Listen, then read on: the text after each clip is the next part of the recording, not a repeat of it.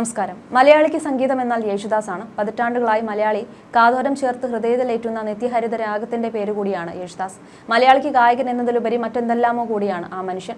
തന്റെ സുഖദുഃഖങ്ങളിലും സന്തോഷ സന്താപങ്ങളിലുമെല്ലാം കൂട്ടായി എത്തുന്ന ഗാനങ്ങൾ, അവയ്ക്ക് പിന്നിലെ സ്വരമാധുര്യം, മണ്ണിലെ ഗാനഗന്ധർവൻ.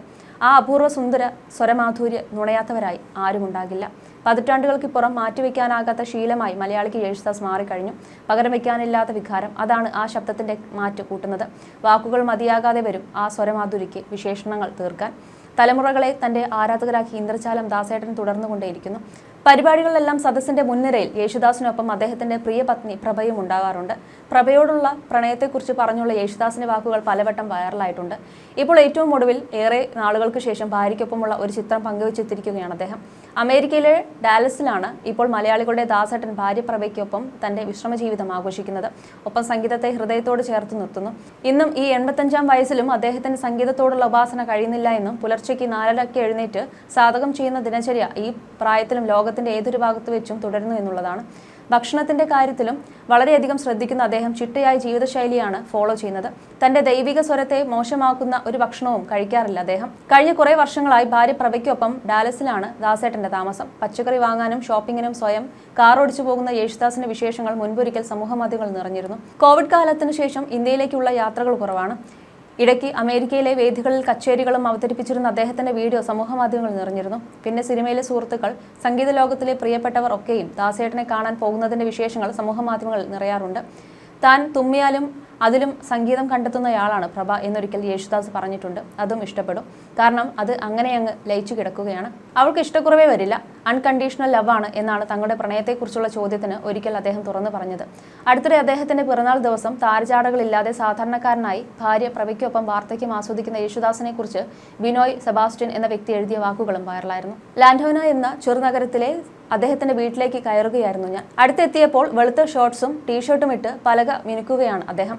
വീടിന്റെ 2-ാം നിലയിൽ സ്വന്തം രൂപകൽപ്പനയിൽ പണിയുന്ന ഹോം തിയേറ്ററിന് വേണ്ടിയാണത്. ഒരു ലളിത സുന്ദരഗാനം പോലെയായിരുന്നു ആ കാഴ്ച. ഇന്ത്യയിൽ സെലിബ്രിറ്റികളുടെ സെലിബ്രിറ്റിയായ യേശുദാസ് ലാളിത്യത്തിന്റെ ലാളിത്യത്തോടെയാണ് ഇവിടെ ജീവിതം നയിക്കുന്നത്. 84-ാം വയസ്സിലേക്ക് പ്രവേശിക്കുന്ന അദ്ദേഹത്തിന്റെ കഠിനാധ്വാനവും നിദാന പരിശ്രമവും ആദരണീയവും അനുകരണീയവുമാണ്. 1000 പൂർണ്ണചന്ദ്രനെ ദർശിച്ച അദ്ദേഹം ഇപ്പോൾ ശാന്തസുന്ദരമായ ജീവിതം ആസ്വദിക്കുന്നു. ഒരു സമ്പൂർണ്ണ യോഗിവര്യന്റെ സംയമനത്തോടെ.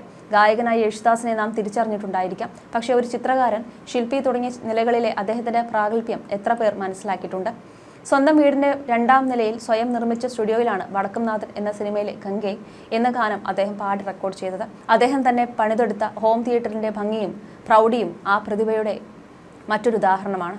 നർമ്മം നന്നായി ആസ്വദിക്കുകയും പറയുകയും ചെയ്യുന്ന വ്യക്തിത്വമാണ് യേശുദാസിൻ്റേത്. വേദങ്ങളിലും പുരാണങ്ങളിലും ആദിമ ഗ്രന്ഥങ്ങളിലുമുള്ള വേദാർത്ഥങ്ങൾ ഗ്രഹിച്ചിട്ടുള്ള അദ്ദേഹം മനുഷ്യർ ഉൾപ്പെടുന്ന പ്രകൃതിയെ സ്നേഹിക്കുന്നു.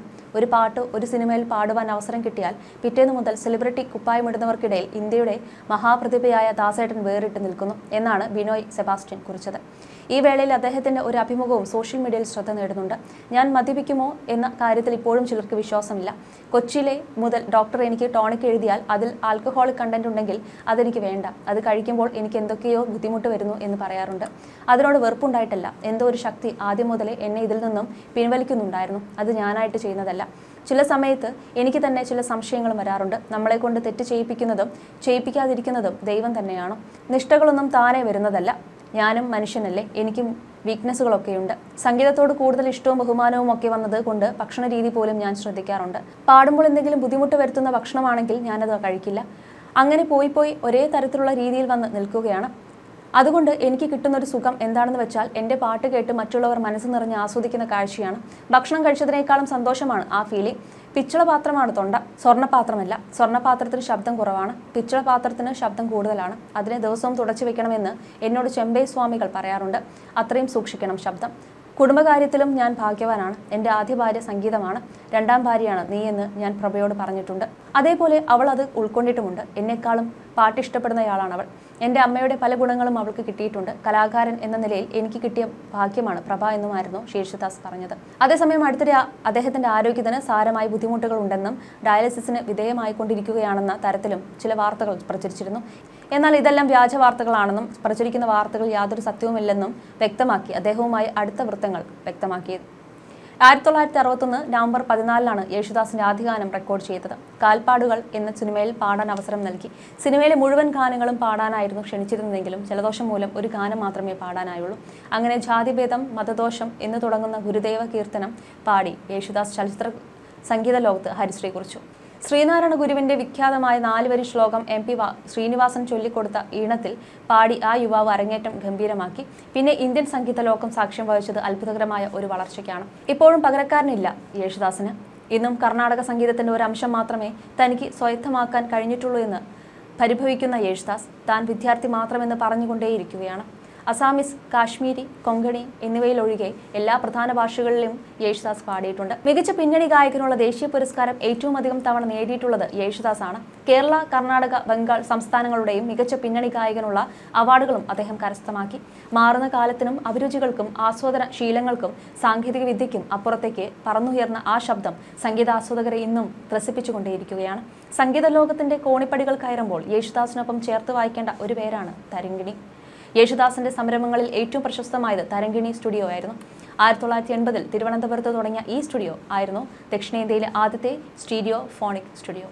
മലയാളത്തിൽ ആദ്യമായി കാസറ്റ് വിപണിയിലെത്തിച്ചത് തരംഗിണിയാണ്. കാസറ്റ് വിപ്ലവത്തിന്റെ തുടക്കമായിരുന്നു അത്. നിരവധി ആൽബങ്ങൾ തരംഗിണിയുടെ പേരിൽ പുറത്തിറങ്ങി. അവയിൽ പലതും ഹിറ്റ് ചാർട്ടുകളിൽ ഇടം നേടി. തരംഗിണി തുടങ്ങുമ്പോൾ ദക്ഷിണേന്ത്യയിൽ അന്ന് ലഭ്യമായ ഏറ്റവും ആധുനിക റെക്കോർഡിംഗ് സംവിധാനങ്ങളാണ് യേശുദാസിൽ എത്തിച്ചത്. 2005 വരെ തിരുവനന്തപുരത്തെ തരംഗിണിയിൽ റെക്കോർഡിംഗ് നടന്നിരുന്നു.